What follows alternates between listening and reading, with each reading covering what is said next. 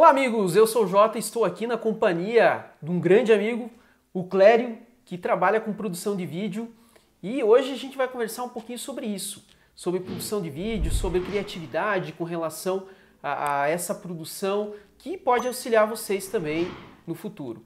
Clério, então seja muito bem-vindo, né? Eu quero agradecer a tua presença, até porque você foi muito pronto no convite. Eu te convidei ontem, praticamente ontem você já estava aqui, né? Legal. E hoje, pontualmente no horário, você estava aqui. Pô, muito obrigado. Às vezes até é difícil a gente conseguir alguém para realizar entrevista. Às vezes o pessoal fica, né, naquela, amanhã eu vou, talvez, depois. Você já prontamente aceitou o convite. E então, gostaria que você se apresentasse para o pessoal, né, a tua experiência profissional, como que você chegou até o trabalho que você desenvolve hoje. Bom, cara, legal, eu achei sensacional o teu convite, assim, agradeço pra caramba, uma honra estar aqui. Eu adoro trocar ideia, assim, seja pelo meu trabalho, seja para falar sobre, enfim, coisas comuns, e estou sempre disposto, eu gosto de compartilhar, gosto de colaborar, gosto de estar envolvido, assim, com o que está acontecendo. E, pô, a gente, né, na campo, lá a gente já se conhece. E nesse momento a gente percebe como é importante ter essa troca de ideias, troca de informação. Então acho super válido e muito legal isso que você está fazendo. Bom, enfim, deixa eu falar então um pouquinho de mim, né, cara? Eu sou formado em publicidade, me formei na Campo até, por sinal. Me formei em 2006 e a partir da minha formação eu descobri na faculdade que eu gostava muito da área visual. Eu acabei escolhendo o curso de publicidade por causa da música, né? Eu desde criança tive banda, tocava guitarra, ainda toco, e isso acabou me despertando para esse caminho da publicidade, que trabalha muito com criatividade, com linguagens relacionadas à música, né? Produção audiovisual, cinema, fotografia. Isso, quando eu descobri isso no curso, me encantou bastante, né? Eu busquei, né, entrar nesse universo. E na faculdade eu conheci mais a fotografia, né? Na minha época ainda era fotografia de filme, daí a gente revelava, tinha um laboratório, e aquilo foi tipo bem mágico, assim. Eu entrei assim, meus olhos já estalaram. Eu falei, putz, eu quero entender melhor isso, adoro e vamos seguir. Daí eu acabei fazendo curso de fotografia. Depois eu me envolvi com a fotografia na área de publicidade, né? Me formando, eu entrei no mercado e comecei a fazer trabalhos com as agências, clientes, fiz bastante foto mais de comida, produtos para cardápio, na época as redes sociais não eram tão fortes, mas a gente trabalhava bastante com revista, né? As revistas hoje em dia também, né? É um caminho muito bom para fotógrafos, né? No caso de ensaios ou até mesmo para fotografia publicitária. E eu trabalhei diretamente com a fotografia, acho que até o ano 2010, 2011. E em 2010 eu comecei a dar aula na Campo, né? A Vanessa até que me convidou, assim, foi minha professora e tipo é a mentora aí nesse caminho, tenho muito que agradecer ela também. Vanessa, quem não viu, tem também uma entrevista com ela aqui. Vou deixar no card, né, para quem quiser assistir. E ela tipo me deu um maior apoio assim nesse começo, né, como professor, não tinha experiência, né, tinha conhecimento de mercado, ainda não era muito tempo que eu tinha assim de trabalho, mas ela me deu um puta de um apoio nesse começo, né, como professor. Isso, pô, já faz 10 anos, né? Então, de lá para cá muita coisa mudou. Eu trabalhei com a fotografia e hoje eu trabalho com produção de vídeo, né? Nesse caminho com a fotografia acabei me encontrando aí, comecei a produzir mais coisas, fazer direção de filmes para publicidade também.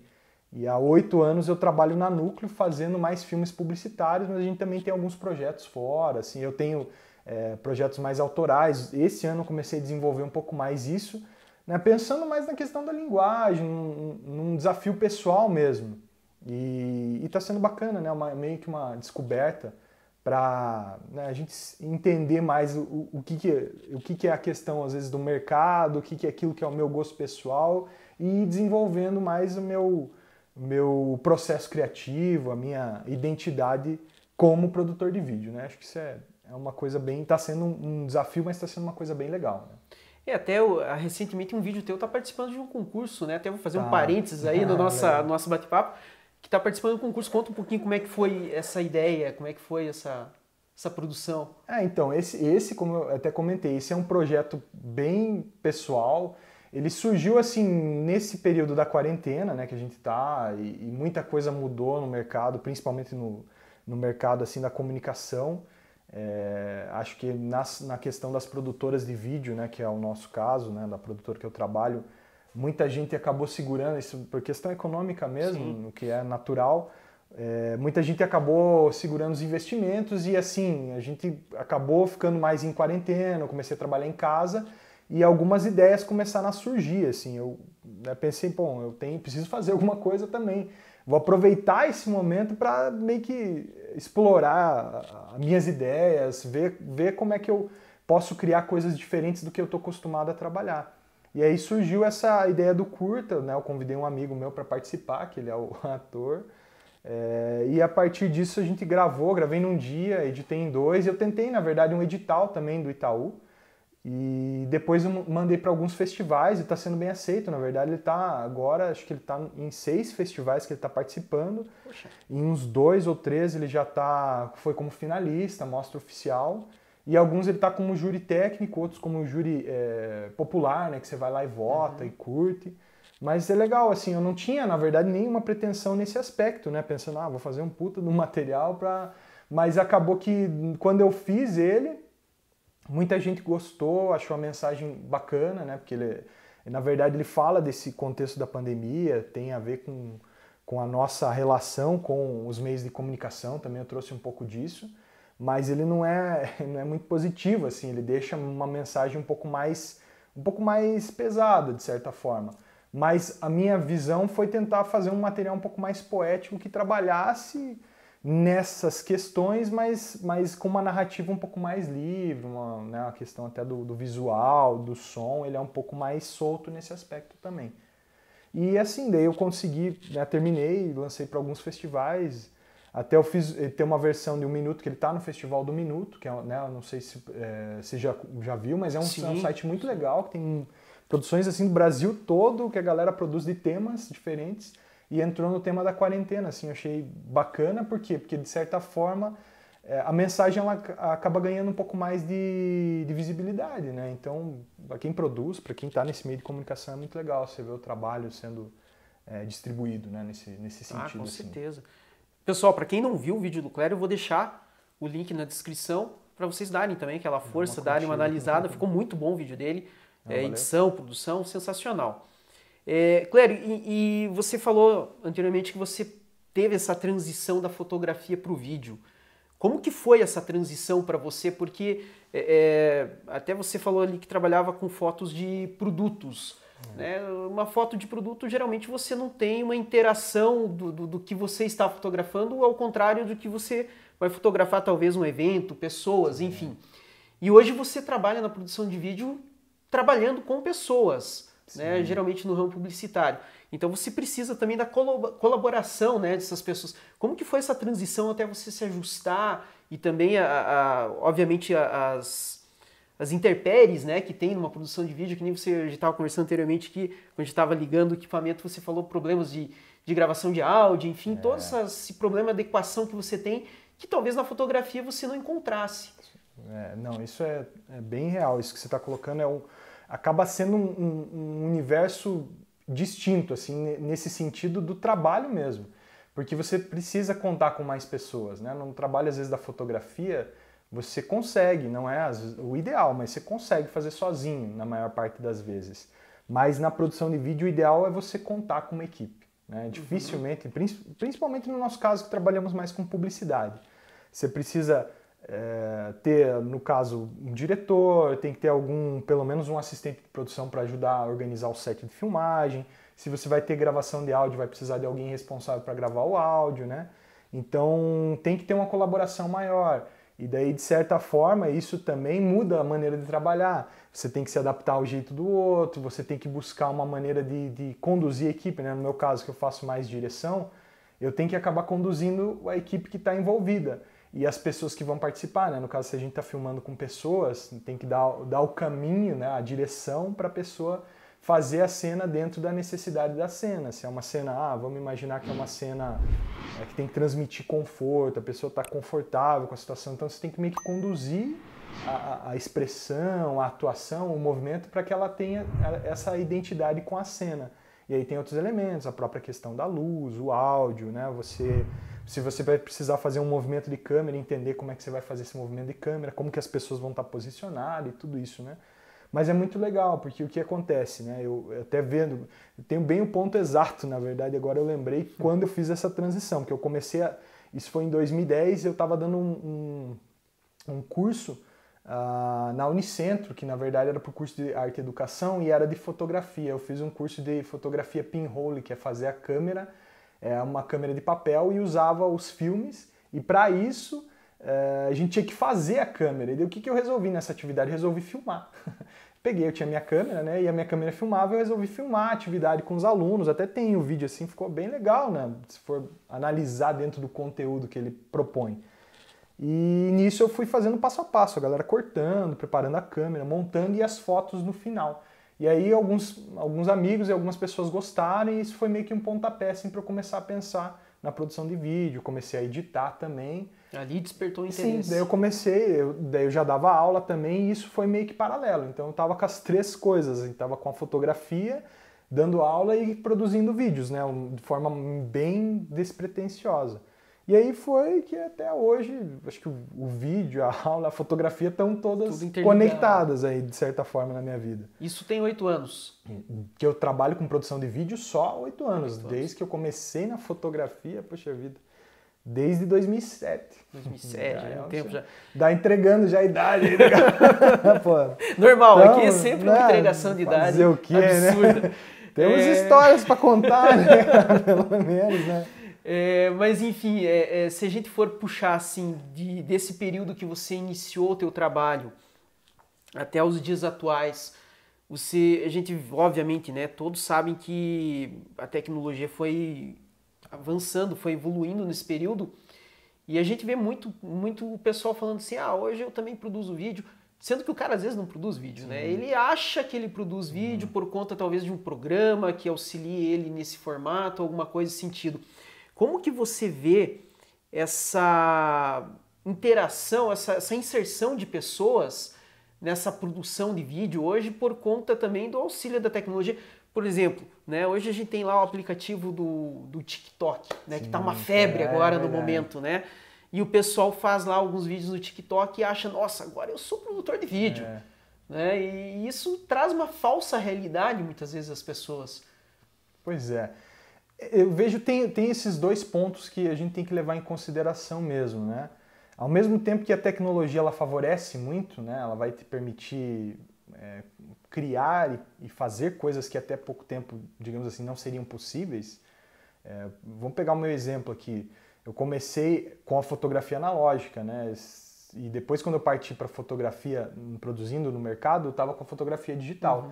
E essa transição de fotografia para o vídeo foi possível também porque a câmera que eu usava, ela permitia filmar. Era uma câmera fotográfica que filmava, né? Como a que você está usando aqui, que ela tem esse recurso, e isso, de certa forma, essa tecnologia me ajudou, né? Só que aí isso foi uma coisa extremamente positiva, mas ao mesmo tempo entra nesse ponto que você está falando. Às vezes o problema em si é as pessoas entenderem e acharem que a tecnologia que é a solucionadora dos problemas, ou ela que é o grande ponto central, sendo que na verdade são as ideias e é aquilo que a gente quer fazer com a ferramenta, né? Se a nossa mensagem é legal, é consistente, se aquilo que a gente quer comunicar, se a gente quer criar um vídeo, se quer fazer enfim, se quer fazer algum tipo de conteúdo, seja ele explicativo, seja ele didático ou seja entretenimento, ele tem que ser consistente, ele tem que ser uma coisa interessante. E é o mais importante. E aí o que se faz? Você vai usar a tecnologia a teu favor para isso.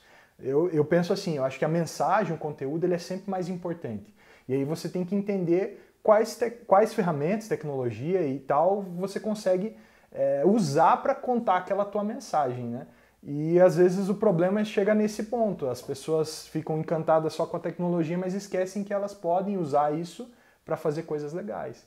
quem entende isso acaba né, se a gente percebe, se sobressai. Mesmo nesse universo de entretenimento, que é tudo muito efêmero, tudo muito rápido, mas tem pessoas que conseguem entender isso e às vezes entender as peculiaridades da tecnologia, né? Como as redes sociais. Cada uma tem sua característica. Tem gente que consegue fazer coisas muito legais no YouTube, tem gente que faz coisas muito legais no Instagram, no Facebook e assim por diante. Mas é bom sempre ficar atento, né, de certa forma, porque hoje em dia, assim, a questão da tecnologia, seja de câmera, seja da própria plataforma, rapidamente aquilo muda, né? Então, se a gente não estiver acompanhando, quem trabalha com isso, que é o meu caso, se a gente não estiver acompanhando, isso é bem problemático, né? Que a gente vai ficando para trás, né? Tem que estar uma constante atualização para acompanhar a evolução. Vendo o que né, às vezes a galera mais que está no mercado faz, mas às vezes a galera nova que está entrando também, que é uma visão diferente, né? Eu, né, já estou 10 anos trabalhando, mais, né? Eu tenho essa visão que foi desenvolvida esse tempo, mas tem gente nova que traz também uma visão nova, diferente. Enxerga essas plataformas e a tecnologia de forma diferente. E isso é bom para mim também, que eu tenho que olhar e entender o que eles estão fazendo. E assim, né, se a gente parar para analisar, por exemplo, vamos pegar Instagram, o próprio TikTok que você citou. No vídeo, né? O vídeo que é o mais tradicional, a gente usaria ele nesse formato horizontal, né? Eu, vida inteira trabalhando assim. Mas hoje, não, hoje a gente também tem que se adaptar à questão da linguagem um pouco mais vertical quadrada. Por quê? Por causa das redes sociais, né, de você estar com um material no celular. Então, às vezes você pode perder uma audiência justamente por quê? Porque você está trabalhando no formato que sei lá, mais quase 200 anos está pré-definido, mas é uma nova realidade. Então a gente tem que entender que um público novo está aí e ele vai consumir dessa forma também. A gente tem que mesclar, tem que saber conciliar atingir o público e fazer o material ser adequado para o público dentro da plataforma também, né? E é desafio, né? Que quem está acostumado a fazer uma coisa de uma maneira, você tem que sair da tua zona de conforto, né? Eu mesmo, voltando nesse exemplo, na fotografia eu nunca fui de fazer fotos na vertical, retrato. Nunca foi muito minha praia. E eu sempre gostei mais na horizontal. Talvez isso tenha me encantado mais ainda pelo vídeo, né? Que é tudo, sempre foi, né? E hoje não. Hoje, às vezes a gente até grava com a câmera ao contrário, que ela tem que, né, para produzir conteúdo para stories do Instagram. Tem gente que está fazendo isso para o TikTok, né? Quem não grava com o celular, né? Você quer ter qualidade ainda com uma câmera boa, mas o formato já mudou, né? A gente até fez uma série de vídeos agora que o formato é Instagram, né? Pro IGTV e Stories, que saiu até no Danúcleo, que é assim, né? A gente já está pensando nessa característica. Totalmente verticalizado. Totalmente vertical. A edição, a montagem, o conteúdo é já nesse formato.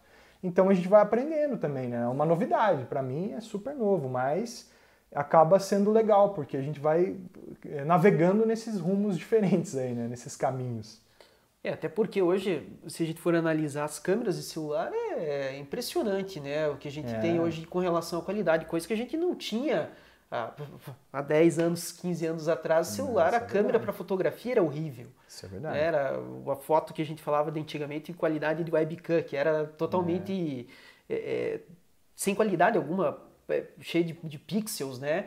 E hoje a gente tem câmeras muitas vezes até melhores em alguns celulares, né? Porque essa tecnologia obviamente está auxiliando todos a terem acesso a esse tipo de equipamento, que acaba auxiliando muito para que as pessoas possam também desenvolver conteúdos com qualidade. E isso também abre campo, né, para várias pessoas, até porque se a gente for ver, hoje a gente não vê tanto as pessoas utilizando material de TV aberta, né? Você vê um decréscimo de TV aberta e você vê uma inserção gigantesca de redes sociais e um conteúdo muito vasto nas redes sociais. Até a gente estava conversando antes aqui de registrar a nossa conversa, né? As redes sociais hoje trazem os mais variados conteúdos, mas também há um risco muito grande, né? Porque você tem conteúdos de qualidade e tem conteúdos péssimos, né? Envolvidos nisso daí, justamente por conta disso, porque todo mundo acaba desenvolvendo alguma coisa e muitas vezes sem respaldo, sem conhecimento, às vezes traz um conteúdo vazio, né? E isso é um problema muito grande que a gente está encontrando no momento. Até porque assim, né, de certa forma, a tecnologia e as redes sociais hoje, elas democratizaram pra caramba o acesso, né? Se a gente pegar a questão, vamos pensar na comunicação, né? Algum tempo atrás, né? Isso não é tão, se a gente pegar, não é tão longo, é recente, né? A gente pode colocar a televisão como a mídia mais poderosa, que o público recebia mais a informação a partir da televisão. E claro, hoje, né, as redes sociais, elas de certa forma, elas democratizaram o acesso à informação, a você compartilhar a informação, né? Porque muitas vezes a informação que a gente recebe é de alguém que viu e já está compartilhando, né, também.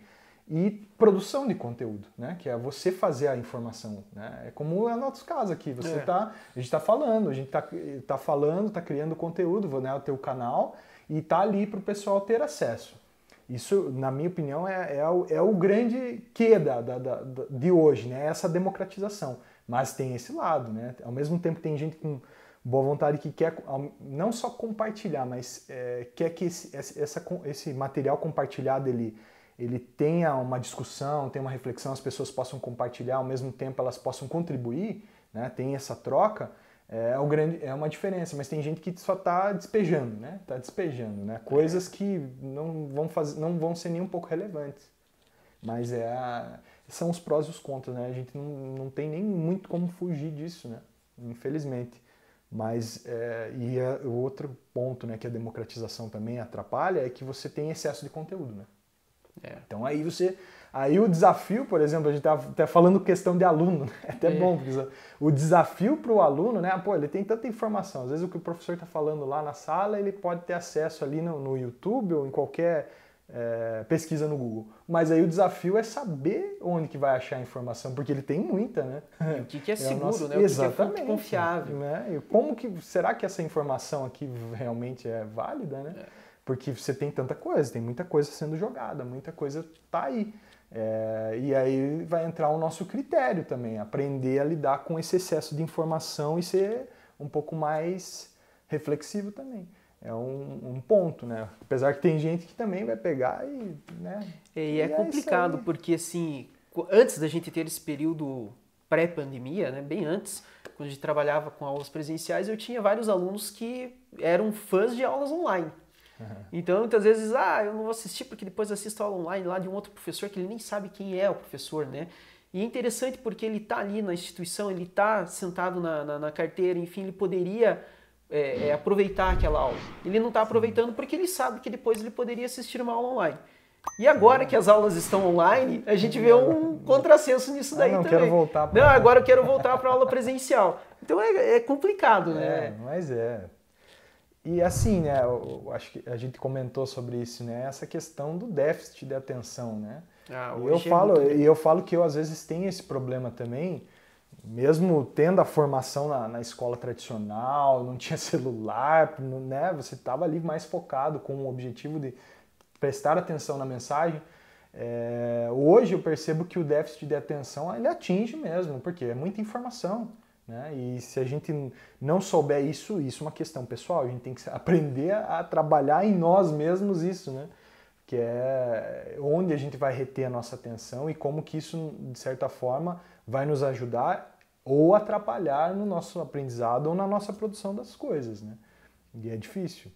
Eu vejo no meu caso também, trabalho, eu tenho que ver muita coisa, né? Para desenvolver, às vezes, um filme, tem que ter muitas referências. Eu sempre estou pesquisando, estou vendo coisas novas, sempre meio que me abastecendo constantemente. É fácil você perder o caminho, porque se você começa, vamos imaginar que eu preciso fazer uma cena, enfim, uma família, eles estão jantando e daí tem uma discussão. Estou citando.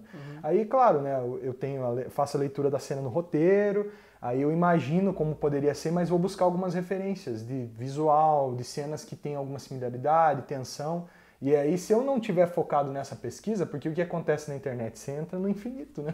Você começa numa pesquisa ali, de repente você vê que tem um outro no YouTube mesmo, em qualquer canal, vai te conectando a várias coisas, né? Então é um cuidado também que a gente precisa aprender. Eu, né, falo pessoalmente, às vezes eu tenho que me podar muito nesse aspecto, porque é fácil você, também na pesquisa e nessa organização das coisas, você perder o caminho também. Né? Não, com certeza. Eu no YouTube eu entro num vídeo e vou indo, quando vejo já passou horas e eu não vi nada do que eu queria, na verdade. É isso. Então é muito fácil de você se perder, realmente. Clério, novamente agradeço a tua presença, a conversa um pouco curta, até para não ficar muito extenso o vídeo, porque a gente sabe também, né? O pessoal começa a assistir, e depois já não vão querer mais. Não vai ficar maçante, enfim. Então, vamos tentar extrair o máximo de atenção dos nossos seguidores. Enfim, brigadão pela conversa, Valeu, satisfação imensa, né, ter você aqui no quadro. Valeu. E, claro, foi informações extremamente valiosas para nós. Óbvio, quem chegou até aqui, com certeza vai concordar. E um sucesso gigantesco para você. Você é um cara extremamente criativo, teus vídeos são sensacionais. Obrigado. Vou deixar todos os seus links de acesso aqui na descrição para que o pessoal possa te conhecer também, né? Mais a fundo o teu trabalho, enfim. Valeu? Obrigado, agradeço. É uma honra estar aqui. Acho que o legal é justamente você ter essa proposta do canal para compartilhar ideias, a gente trocar ideias. Enfim, tem que fazer isso mesmo, tem que produzir coisas que também sejam relevantes aí para o pessoal e compartilhar de alguma forma. Eu agradeço o convite e é um prazer. A ideia é sempre compartilhar conteúdos, né, trazer informações válidas a todos, para que seja gratificante e também agregue valores a todos, né? Então essa é sempre a intenção. Então, pessoal, encerrando mais um vídeo aqui do quadro de entrevistas, que eu sempre falo que não é uma entrevista, mas sim um bate-papo, como você sempre tem acompanhado os demais que já foram feitos. Então, até a próxima semana com mais um vídeo aqui no canal QG do Jota.